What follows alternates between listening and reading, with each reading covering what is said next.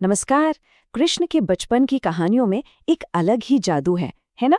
तो चलिए आज उनकी सबसे मशहूर लीलाओं में से एक गोवर्धन पर्वत की कहानी की दुनिया में चलते हैं और देखते हैं कि कैसे एक छोटे से बालक की एक शरारत एक बहुत बड़ा सबक बन गई।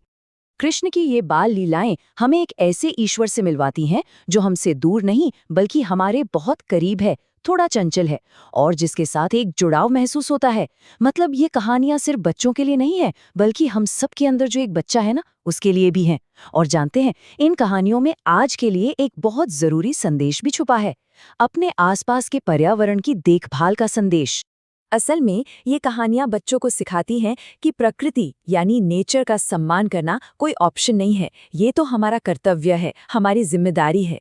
ये एक सीधी सी बात है कि हमारी भलाई इस धरती की भलाई से सीधे सीधे जुड़ी हुई है। तो हमारी कहानी शुरू होती है नंदगांव में। गांव में ना एक बड़ा उत्सव का माहौल है। बारिश के देवता इंद्र की पूजा के लिए जोर शोर से तैयारियां चल रही हैं। ये एक ऐसी परंपरा थी जिस पर कोई सवाल नहीं उठाता था, या शायद कहें अब तक किसी ने सवाल उठाने की हिम्मत नहीं की थी। और तभी एक छोटा सा बच्चा कृष्ण अपनी माँ यशोदा से एक ऐसा सवाल पूछता है जो सब कुछ बदल देता है। वो बड़े भोलेपन से पूछते हैं, मैया, हम किसी देवता की पूजा इसलिए क्यों करें क्योंकि हमें उनके गुस्से से डर लगता है? क्या असली भक्ति डर से पैदा होती है या प्यार और शुक्रगुजारी से? तो यहाँ ना दो अलग अलग सोच का टकराव होता है। एक तरफ है गांव वालों की पुरानी परंपरा जो इंद्र की पूजा उनके गुस्से के डर से करते हैं, और दूसरी तरफ है कृष्ण का एक बिल्कुल नया, कह सकते हैं एक क्रांतिकारी विचार कि हमें उनकी पूजा करनी चाहिए जो असल में हमें जीवन देते हैं, जो हर दिन हमारा पालन पोषण करते हैं। और कृष्ण का लॉजिक बहुत ही सिंपल पर बहुत गहरा था।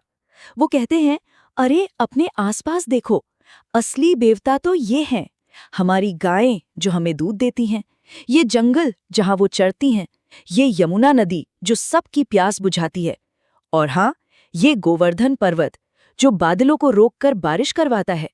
तो हमें अपना आभार इन्हें नहीं जताना चाहिए। अब कृष्ण की बातों में दम तो था, तो गांव वाले मान गए।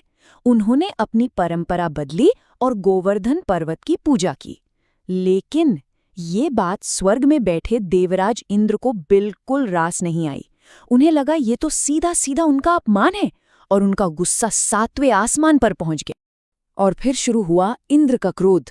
सजा के तौर पर नंदगांव पर ऐसी भयंकर बारिश भेजी गई, ऐसा तूफान आया मानो प्रलय आ गया हो। ऐसा लग रहा था जैसे पूरा गांव ही दुनिया के नक्शे से मिट जाएगा। एक देवता का गुस्सा और नीचे बेबस इंसान। अब सब घबरा गए और भागे भागे किसके पास जाएंगे? जाहिर है कृष्ण के पास। सबने गुहार लगाई, कान्हा, तुम्हारे कहने पर हमने ये पूजा की, अब तुम ही इस तूफान से हमारी रक्षा करो। और फिर वो हुआ जिसकी किसी ने कल्पना भी नहीं की थी। वो छोटा सा बालक कृष्ण मुस्कुराते हुए आगे बढ़ा और उसने पूरा का पूरा गोवर्धन पर्वत अपनी एक छोटी उंगली पर उठा लिया, बिल्कुल एक छाते की तरह। और उसके नीचे गांव के सभी लोग और उनके जानवर इंद्र के प्रकोप से एकदम सुरक्षित हो गए। इस अद्भुत अविश्वसनीय कारनामे के बाद कृष्ण को एक नया नाम मिला, गिरिधर। मतलब गिरि यानी पर्वत को धरने वाला या धारण करने वाला। ये नाम एक याद है कि असली शक्ति डराने में नहीं बल्कि बचाने में है, रक्षा करने में है। लेकिन इस चमत्कार की गूंज सिर्फ नंदगांव तक नहीं रही। ये खबर पहुंची मथुरा के जालिम राजा कंस के कानों तक। और जैसे ही उसने सुना कि एक बच्चे ने पहाड़ उठा लिया है, उसका दिल दहल गया। वो समझ गया ये कोई और नहीं हो सकता, ये देवकी का 8वां बेटा ही है जो उसकी मौत बनकर आए। तो कंस ने एक चाल चली। उसने बड़ा अच्छा बनने का नाटक किया कि भाई मुझे बहुत पछतावा है और अब मुझे अपने भांजे से मिलना है। पर असल में ये एक बुलावा नहीं, एक जाल था। और इस काम के लिए उसने अपने दूत अक्रूर को एक झूठे निमंत्रण के साथ नंदगांव भेजा। तो अक्रूर जी पहुंचते हैं राजसी न्योता लेकर। सबको पता था कि मथुरा की ये यात्रा कितनी खतरनाक है, ये बुलावा मौत का बुलावा भी हो सकता है। लेकिन कृष्ण तो अपनी नियति जानते थे। वो मथुरा जाने के लिए तैयार हो गए। और यहीं पर उनके बचपन का एक अध्याय समाप्त हो जाता है और उनके जीवन का असली मिशन शुरू होता है। अब जरा एक माँ के दिल के बारे में सोचिए। यशोदा का प्यार कैसा है? वो अपने बच्चे को बचाने वाला प्यार है। वो किसी भी हाल में अपने लाला को मौत के मुंह में नहीं भेजना चाहती। उनका ये डर हमें उस प्यारे खुशहाल जीवन की याद दिलाता है जो कृष्ण ने नंदगांव में जिया था, एक ऐसा स्वर्ग जिसे वो अब पीछे छोड़ने जा रहे थे।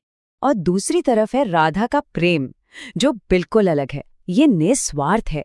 उनका प्यार पिंजरा नहीं, पंख है। वो समझती हैं कि कृष्ण किसी एक के नहीं हो सकते, वो तो पूरी दुनिया के हैं। और सच्चा प्यार रोकने में नहीं, जाने देने में है। उन्हें अपनी मंजिल तक पहुंचने देने में है, चाहे वो रास्ता कितना भी मुश्किल क्यों ना हो। तो कृष्ण का नंदगांव से जाना सिर्फ एक जगह से जाना नहीं था, ये विदाई थी उनकी बांसुरी से, उनकी गायों से, उनके दोस्तों से, उनके बचपन से। अब वो ग्वाला पीछे छूट रहा था और एक राजकुमार, एक योद्धा, एक उद्धारकर्ता की यात्रा शुरू हो रही थी।